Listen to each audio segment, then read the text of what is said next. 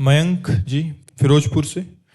राधे राधे महाराज जी। महाराज जी, आपके श्री मुख से सुना है कि गृहस्थ में रहते हुए भी निरंतर नाम जप और धर्म पूर्वक जीवन जीकर भगवत प्राप्ति हो सकती है। महाराज जी, मैंने आपके जीवन के बारे में भी सुना है कि आपका जीवन अत्यंत कठिन रहा है, भिक्षा से जीवन यापन और कठोर तपस्या रही है, जबकि आप चाहते तो गृहस्थ में रहकर भी भजन कर सकते। तो मेरा जिज्ञासा है कि जब गृहस्थ में रहकर ही भजन संभव है तो अनेक संतजन संन्यास मार्ग क्यों अपनाते हैं और इतना कष्टपूर्ण जीवन क्यों जीते हैं? हाँ, क्योंकि गृहस्थ में रहकर आप स्वयं भगवत प्राप्ति कर सकते हैं, लेकिन दूसरों को कराने की सामर्थ्य आप में नहीं है। और विरक्त में रह करके लोक को भगवत प्राप्ति कराने की सामर्थ्य है। एक दो व्यक्ति की नहीं, मम भक्ति युक्तो भुवनम पुनातु।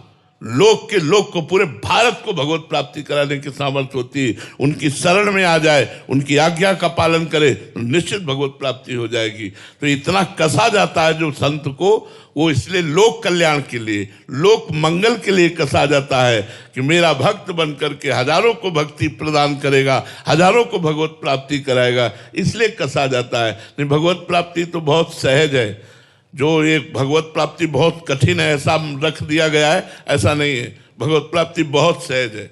आप अपने घर में जो काम करते हैं, किसानी, व्यापार, नौकरी, उस कर्म को अच्छा कीजिए, बेईमानी मत कीजिए, घूसखोरी मत कीजिए, अधर्म मत कीजिए, कोई भी कपट मत कीजिए, ईमानदारी से अपने कर्तव्य का पालन कीजिए और राधा राधा नाम जप कीजिए।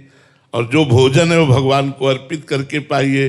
कभी संत महात्माओं का सौभाग्य बन जाए पवाने का, उनको पवा दीजिए, हो गई भगवत प्राप्ति। आप निश्चित, जब आपका शरीर छूटेगा आपको भगवत प्राप्ति हो जाएगी।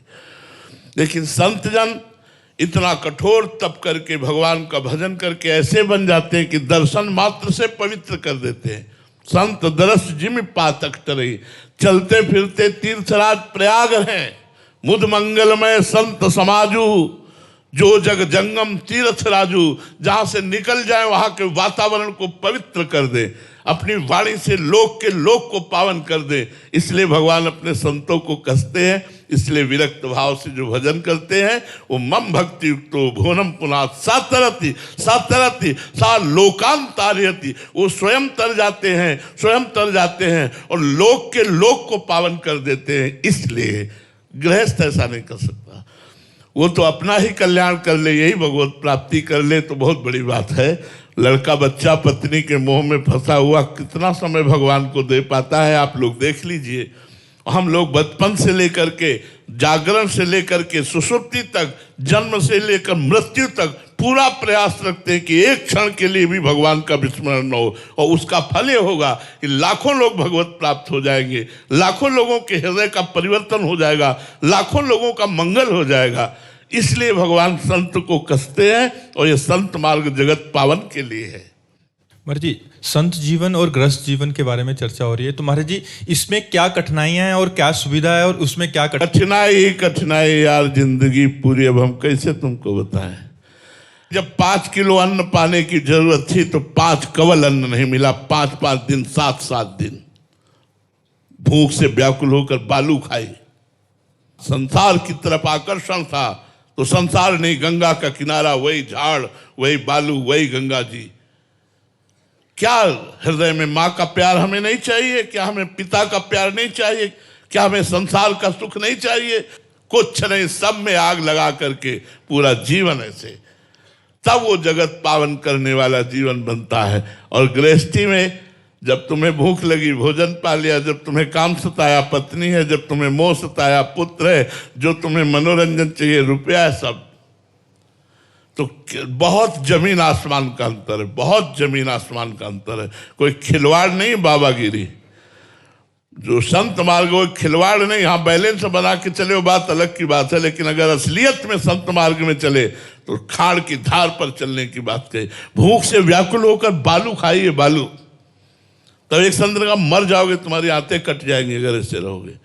संसार से नहीं मिलना, किसी के घर मांगने नहीं जाना, मुझे गांव में नहीं घुसना, बस एकांत गंगा का किनारा 20 वर्ष। तो संत जीवन बनाने के लिए अपने को तपाना होता है, कसना होता है, झोंकना होता है कष्टों में।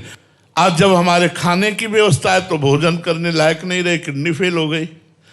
जब खाने लायक थे तो भोजन नहीं था। भगवान की लीला देखो, आज जब सब सुविधा है, पानी भी छक के पीना हमारे लिए अलाउ नहीं है, डायलिसिस शरीर को पानी भी एक लिमिट से मिलता है, भोजन की तो बात जाने दो। तुम्हारे जी आपको लगता नहीं पूरा जीवन कष्ट में ही व्यतीत हो गया? अरे हमारा पूरा जीवन जिस आनंद में व्यतीत हुआ ब्रह्मा को भी नहीं मिला। ब्रह्मा को ब्रह्म पद में भी आनंद नहीं मिला होगा जो आनंद हमें मिला। ये तो बाहरी कष्ट है, माया जनित। प्रभु ने मुझे जो आनंद दिया वो ब्रह्मा को भी आनंद नहीं, क्योंकि ब्रह्मा को भी चिंता है सृष्टि की, मुझे पाई भर चिंता नहीं थी। चाह विटी चिंता विटी, मनुआ बेपरवाह, जिनको कछु न चाहिए वो साहन के साह। महाराज जी अंदर का आनंद क्या होता है महाराज जी? एक गुलाब जामुन तुम्हें खवावे, पूछे कैसा लगा, बोले मीठा लगा। कितना मीठा लगा? बहुत मीठा लगा। इसके बाद कितना बहुत मीठा लगा? तो कहोगे खा के देख लो, तो आप शिष्य बने हो, भजन करो, अंदर जान जाओगे। अंदर के आनंद को शब्दों में व्यक्त नहीं किया जा सकता। आप कर सकते हैं कोई, आप ये कह सकते हैं बहुत अच्छा लग रहा है, बहुत आनंद है, लेकिन कैसा है? अब आप बोलो तो आप कहोगे ऐसा अनुभव करके देख लो, ये तो अनुभव का है। अनुभव गम में भजे जे संता, इसको बताए नहीं। आपसे सच्ची कहता हूं 24 घंटे में आनंद में मस्त रहता हूं। इतना आनंद स्वस्थ शरीर को भी नहीं होगा जितना आनंद मुझे है। ये मुझे शरणागति का, भगवान की चरण शरण का प्रताप है, नहीं तो कुछ नहीं है। मनुष्य जीवन में हमारे पास कुछ नहीं है भगवान के सिवा, उन्हीं भगवान का ये प्रताप उदय हुआ है।